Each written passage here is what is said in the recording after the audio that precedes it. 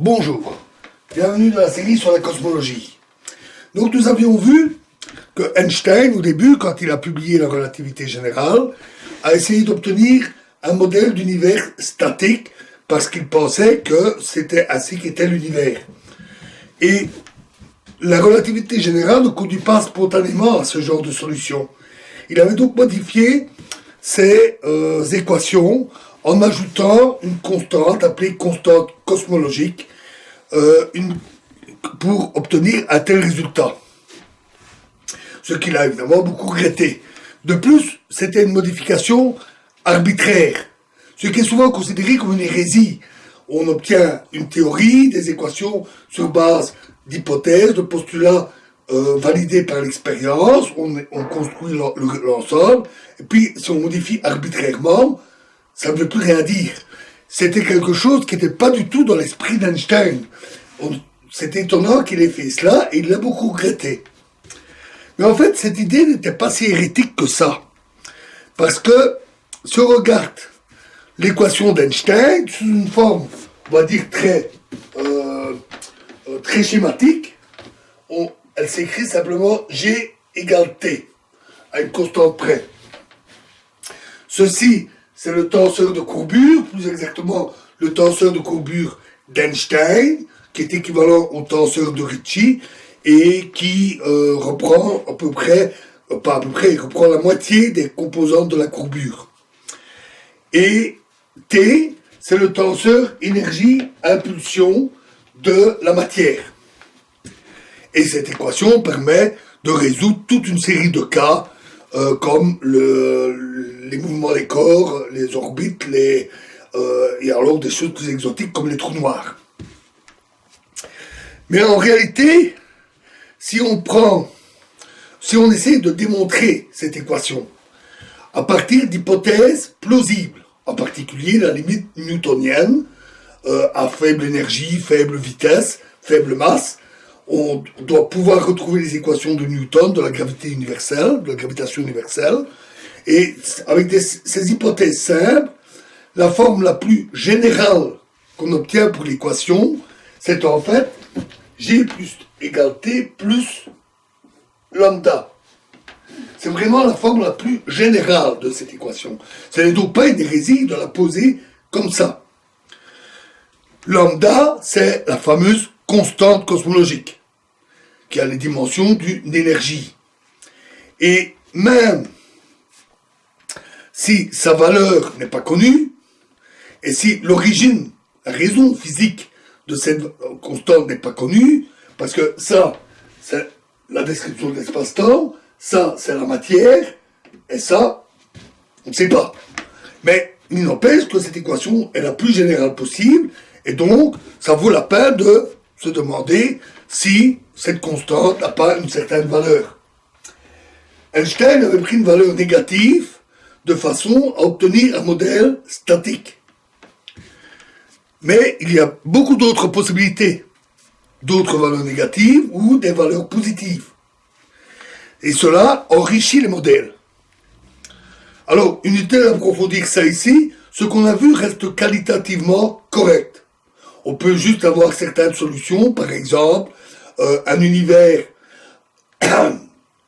avec rebond, comme dans le cas sphérique, mais où la géométrie est, par exemple, hyperbolique, et avec un univers infini. Donc, ça enrichit les possibilités, mais en restant qualitativement semblable à ce que nous avons vu. Si ce n'est que certains modèles sont exclus. Le modèle statique est exclu, puisqu'il est instable, le maître l'avait montré, et en plus, il n'y a pas d'expansion dans le modèle statique. Et on sait qu'il y a une expansion. C'est d'ailleurs ça qui a beaucoup déçu Einstein quand il s'est rendu compte qu'il avait raté cette prédiction. Et la contrepartie, l'idée d'une lumière fatiguée, nous en avions parlé, a été invalidée. Donc le modèle statique est exclu. Mais il y a quand même d'autres modèles possibles. Par exemple, il y a l'idée de modèle stationnaire. Le modèle stationnaire, c'est un modèle en expansion, mais qui reste, au cours du temps, globalement toujours le même. Alors comment c'est possible? Puisque si les galaxies s'éloignent, ça ne peut pas rester toujours le même. Dans ce modèle, il y a une idée de création de matière qui fait que des particules apparaissent, des atomes, et comble le manque, faisant que l'univers reste globalement toujours le même. C'était ce type de modèle qui a été défendu par Fred Hoyle. Alors, un tel modèle n'est en fait pas compatible avec l'évolution qui est observée. Nous en avons parlé, on observe une nette évolution de l'univers au cours du temps, et donc un univers stationnaire, par définition, n'a pas d'évolution, ça ne colle pas. De plus, il y a beaucoup de données, beaucoup d'observations, et ces modèles les reproduisent de manière incomplète ou incorrecte. Les modèles stationnaires n'ont plus du tout la cote.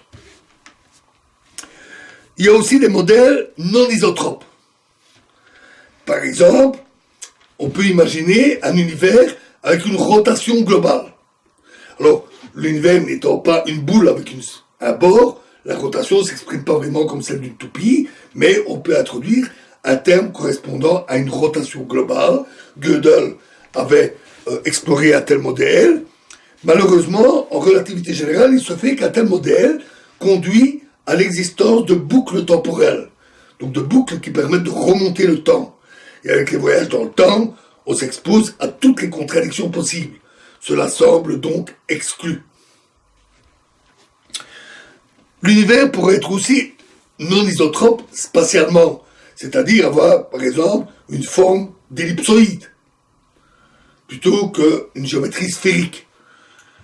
Et si au départ il a une telle géométrie, on a montré qu'il existe des phénomènes de viscosité dynamique dans l'équation d'évolution qui font qu'il a tendance à devenir isotrope, à condition que l'anisotropie ne soit pas trop marquée au départ. C'est donc pas très utile d'envisager ce genre de possibilités, mais c'est possible. Alors voilà, alors à partir des modèles, on peut aussi essayer de calculer l'âge de l'univers. On a vu que la vitesse d'expansion, c'est la constante de Hubble fois la distance. Si on remonte le temps, à cette vitesse-là, les galaxies finissent par être toutes l'une sur l'autre. Donc on remonte au début de l'univers. Et ce temps est donné par 1 divisé par la constante de Hubble. Ce qui donne une idée ou une estimation de l'âge de l'univers. Mais en fait, la constante de Hubble varie au cours du temps. Elle est constante dans l'espace, mais varie au cours du temps. Donc, une telle relation n'est qu'une estimation, qui donne environ 20 milliards d'années. Si on prend le modèle avec kappa égale 0, qui est celui qui correspond le mieux aux observations, alors le calcul donne 13,8 milliards d'années.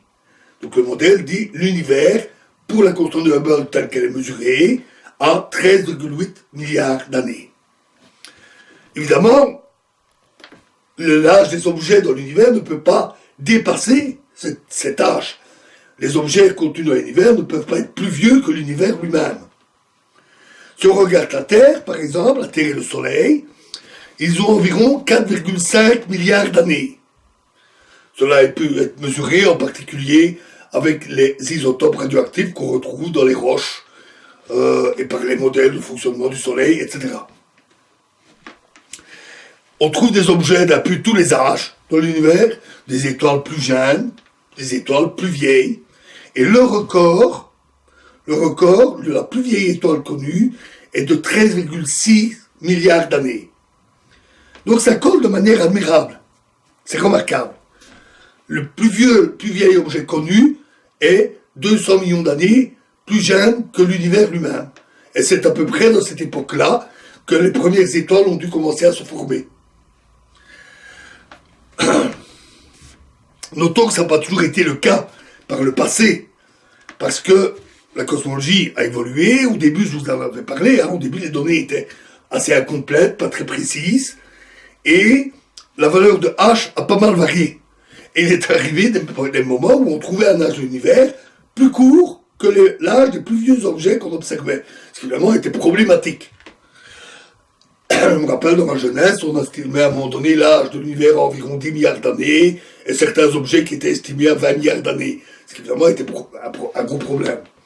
Mais on a beaucoup amélioré les mesures, les observations, on connaît mieux les modèles de fonctionnement des objets stellaires, et on connaît maintenant beaucoup plus précisément l'âge des objets que l'on voit dans l'univers, comme cette étoile de 13,6 milliards d'années.